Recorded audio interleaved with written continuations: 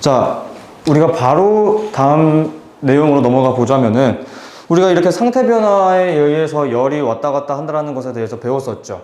그래서 우리가 가장 먼저 공부하고자 하는 것은 물질의 가열 곡선입니다.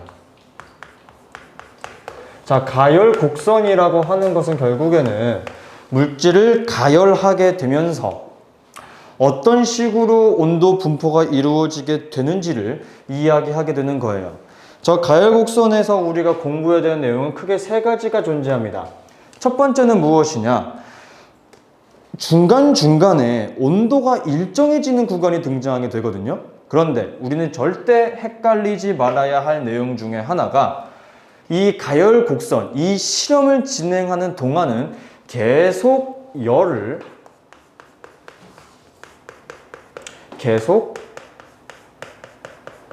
공급 중이다. 무슨 소리냐? 중간에 열이 일정해지는 구간이 존재하는데 마치 많은 학생들이 그럼 저기서는 열을 중단했다라고 생각을 하는데 그렇지 않다라고 하는 겁니다. 오케이? 그러므로 제가 여기서 말씀드리고 싶은 두 번째 내용은 중간에 온도가 일정해지는 구간이 존재해요. 일정해지는 구간. 여러분 여기 별표 쳐주세요.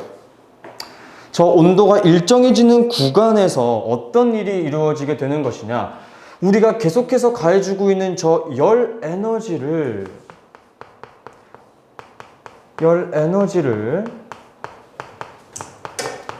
모두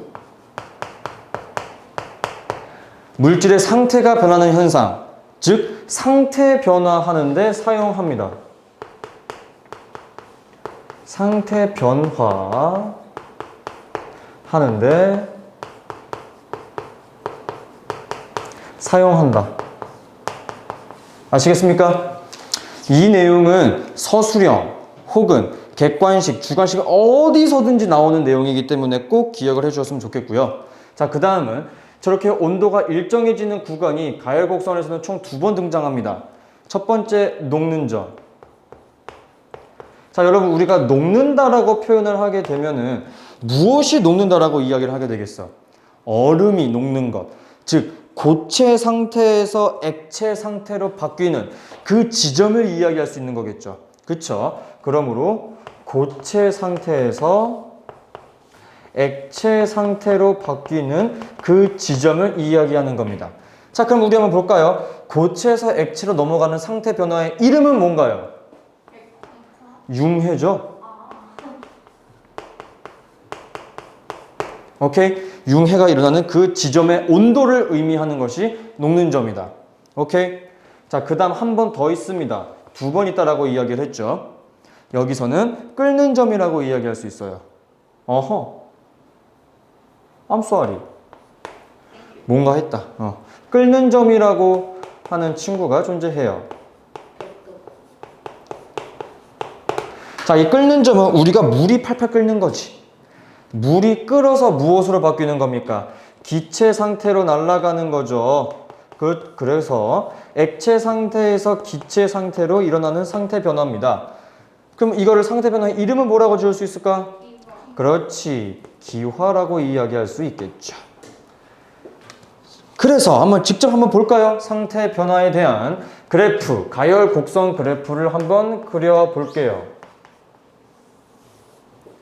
좀 큼직하게 그릴 거고요. 어떤 식으로 진행이 되는 것인지 한번 보도록 하자면은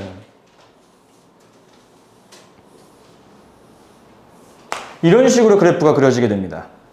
그래서 첫 번째 구간, 두 번째 구간, 세 번째 구간, 네 번째 구간 이렇게 존재하게 되는 것이고 첫 시작을 우리가 고체 상태에서 시작을 할 거야.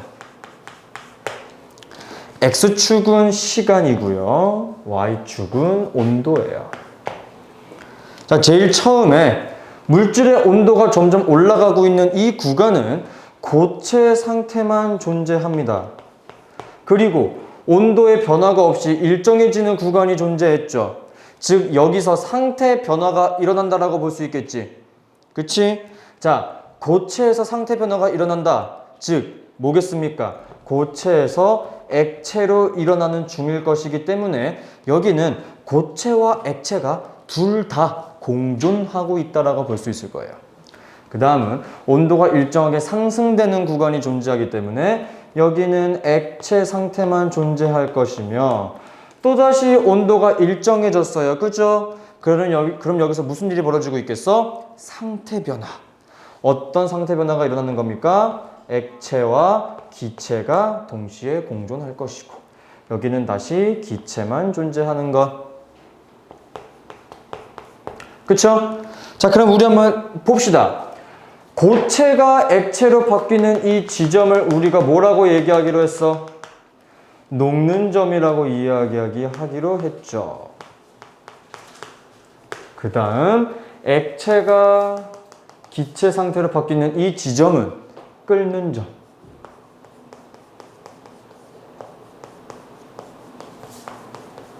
됐나요?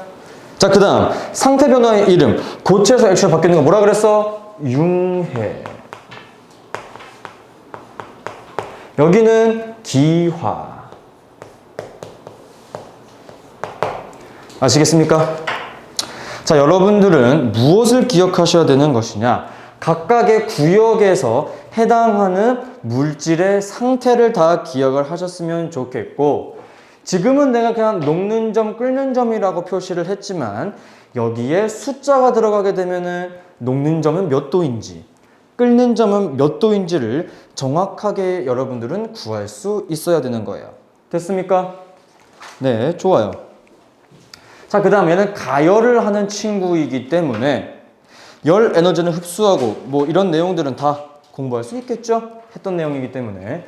자, 다음 페이지 넘어가도록 하겠습니다. 냉각 곡선이에요.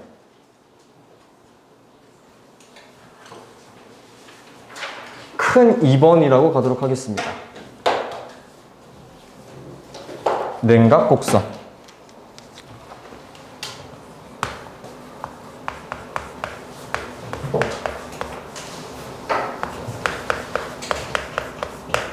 자, 냉각 곡선이라고 하는 것은 말 그대로 온도를 점점점 떨어뜨리는 거라고 생각을 하시면 돼요. 오케이.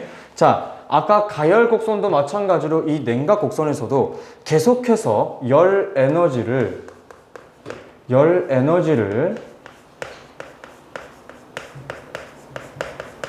빼앗고 있어요.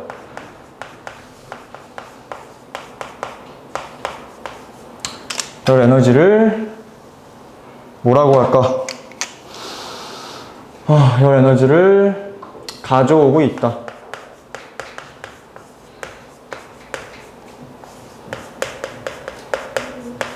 아시겠죠? 자, 이 친구도 아까 가열곡선에서 했던 내용이랑 마찬가지인 내용입니다. 마찬가지로 온도 변화가 일정해지는 경우 구간이 존재해요. 온도가 일정해지는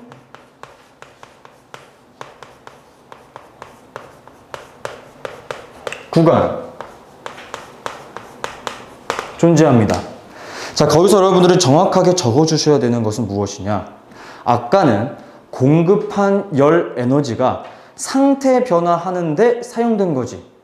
그런데 이번에는요, 열을 계속해서 빼앗고 있다라고 이야기를 했기 때문에 조금 내용이 달라지게 되는데 상태 변화하는 동안 방출하는 열 에너지가 온도가 낮아지는 것을 막아주는 거예요. 자, 냉각 곡선. 내가 가지고 있던 열을 갖다가 버리는 거였잖아. 그치? 그래서 상태 변화하면서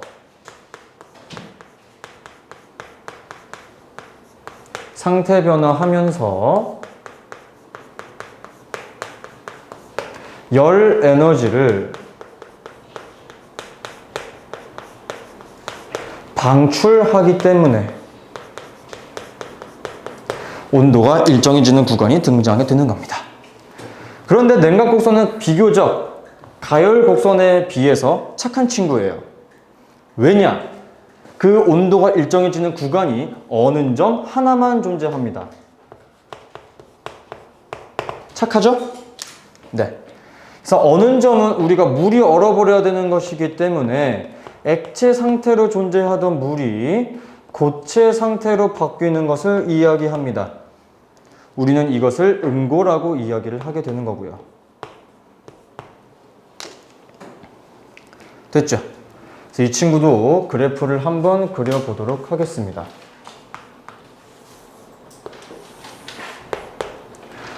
온도가 점점점 낮아지는 상태 변화. 첫 번째 구간, 두 번째 구간, 세 번째 구간. 마찬가지로 여기는 시간, 여기는 온도. 이 친구는 액체를 먼저 시작으로 할 겁니다. 그래서 첫 시작은 액체 상태만 존재한다라고 볼 수 있을 것이며 온도가 일정하게 유지되는 구간이 존재하네요. 즉 여기서는 액체 상태의 물질과 고체 상태의 물질이 공존하고 있을 것이며 마지막 온도가 점점 더 떨어지고 있는 구간은 고체 상태만 존재하게 될 것이라는 거 기억해 두시면 좋겠습니다. 됐나요? 그리고 저 온도가 일정해지는 저 구간을 우리가 뭐라고 얘기하기로 했지? 어느 점이라고 하자 했습니다. 그리고 여기는 우리가 응고한다. 됐나요? 네, 굉장히 중요한 내용이에요. 아시겠습니까? 자, 그래서 그 다음 페이지 넘기시게 되면은 에어컨과 증기 난방기, 즉 보일러라든지 그러한 것들의 정리를 하고 있는 내용들이 있어요. 그거는 보시고 하시면 되는데 여기서 액화열, 기화열 이게 뭔지 많이 헷갈릴 거야. 이거에 대해서 한번 살짝 설명을 해보도록 할게요. 왼쪽에 있는 친구만 한번 지워보고 각각의 열 방출과 열 흡수에 대해서 한번 공부를 해보도록 하겠습니다. 열의 흡수와 방출 1번으로 갈게요. 열 흡수와 방출.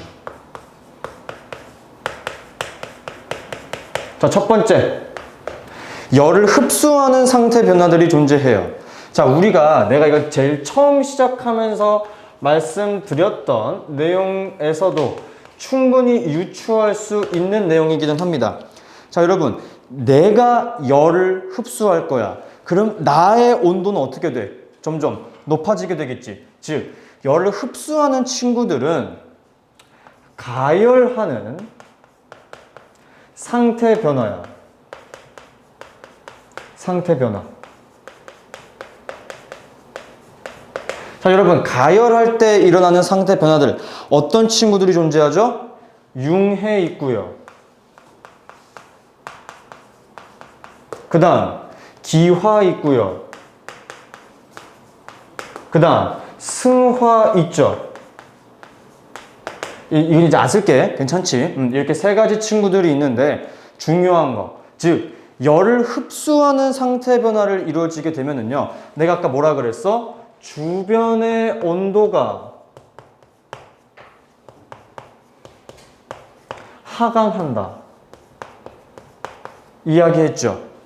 그래서 융해가 일어나게 되면은 융해열을 흡수한다. 기화가 일어나게 되면은 기화열을 흡수한다.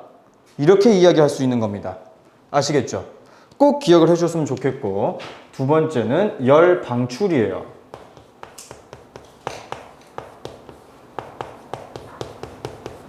즉, 내가 가지고 있던 열을 마구마구 방출하는 거야. 그러면 내 몸의 온도는 어떻게 되겠어? 점점 떨어지게 되겠지?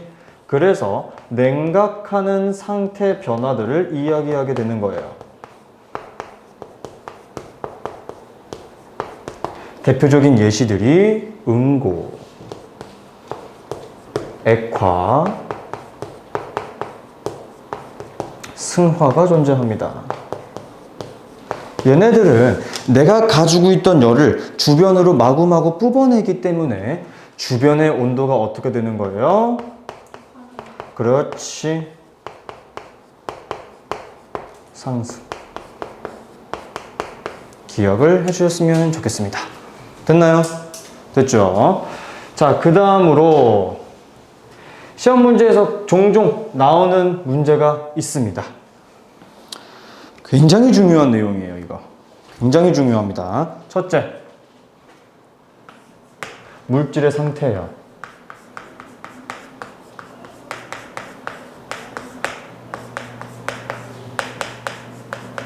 자, 여러분 생각 한번 해봅시다.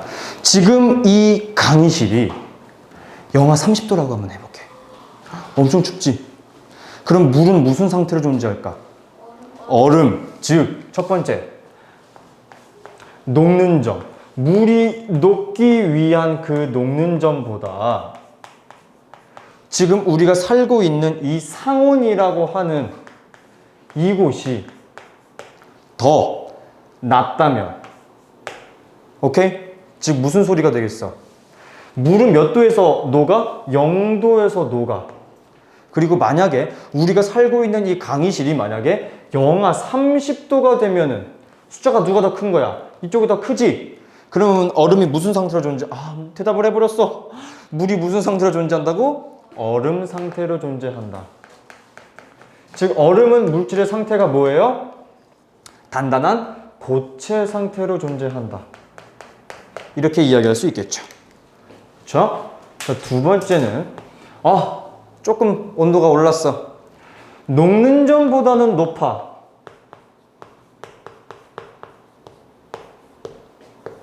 상온이.